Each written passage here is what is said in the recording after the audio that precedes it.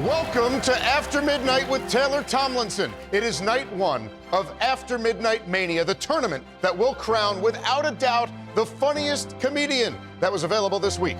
Wally, Jay, Renee, we are in for a treat. That's right, Adam. These are three heavyweights of the tournament: Maria Bamford, Lisa Gilroy, and Bob the Drag Queen. Oh, man, listen, there's a collective 4 wins between them. It's not a huge number, but it is a number. I'll tell you this, I'm prepared to hear some silly voices. I hear the winner tonight will be taking home a prize that's halfway decent. That's right, Wall Ball, and my money is on Bamford, baby. But we'll see what happens. We'll see. I wouldn't sleep on Lisa Gilroy or Bob the Drag Queen, Renee. We're gonna find out. Either way, we have got an exciting game ahead of us. Let's send it courtside. Ian, what's in store for us tonight? Thank you, Adam. Bill, Grant, what are we looking for? I've got my eye on hashtag wars. Do you think they have enough puns? I just feel bad for whoever's stuck on the middle buzzer. That thing is broken. Great insight. Right now, let's send it to the studio for tip-off. Welcome to After Midnight Mania, Maria, Lisa, and Bob.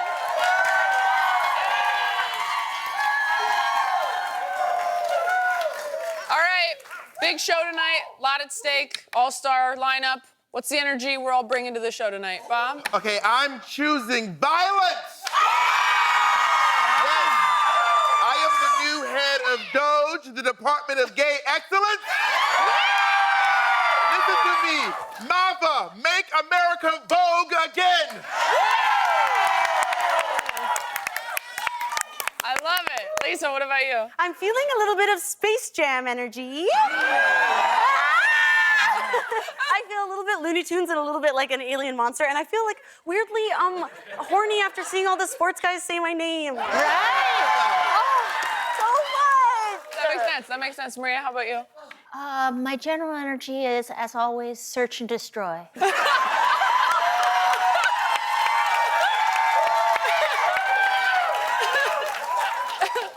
In addition to a spot in the finals later this week, tonight you'll all be playing for this basketball signed by Kathy Bates. Yeah.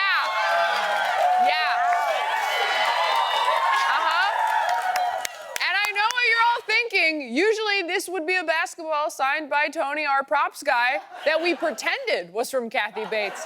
But today, we're not lying. Here's proof.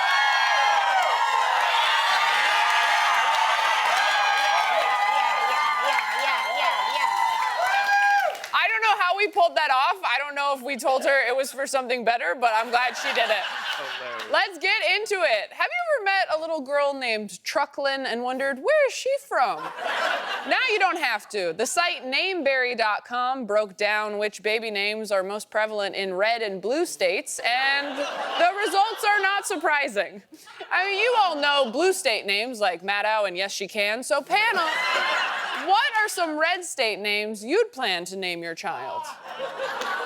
Bob. Okay, I'm playing both sides of the fence here. I'm naming my child Elon Knowles.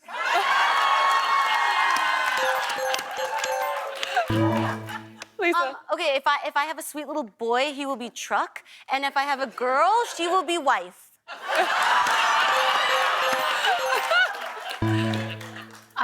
The first child, of course, will be named Egg. And then the second child, if I should be so blessed, would be named Very Expensive Egg.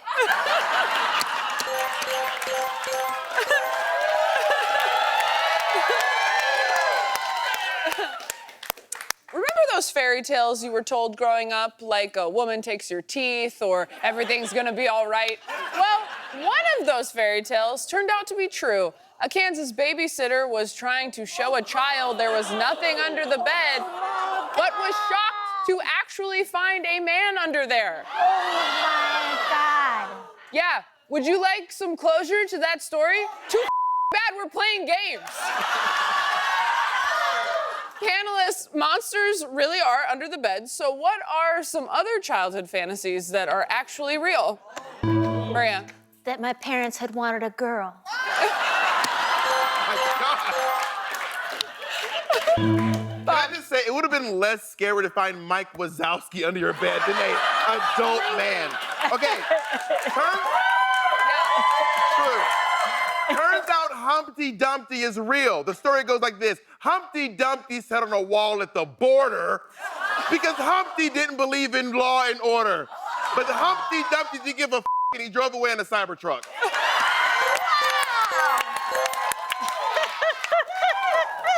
Can we talk about Monsters, Inc. for a second? Because okay, so I think you got confused because they take screams for energy at the beginning of the movie, but by the end they're actually good and they're fun and the kids like them, and they get laughs from the kids, and that's what makes actually they find out more energy than screams. I didn't finish the movie. I was too scared to finish the movie. Lisa, did you have a... No. Okay.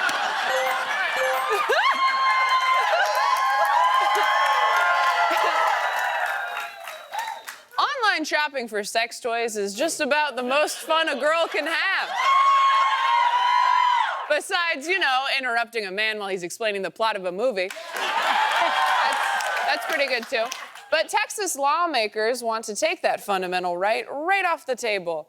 A newly introduced bill in Texas would require customers to show photo ID before purchasing a dildo online. Obviously, we need to start finding some creative excuses to have sex toys. So, panelists, what's your dildo for? Maria. This is for self-esteem. It fills the hole inside of me.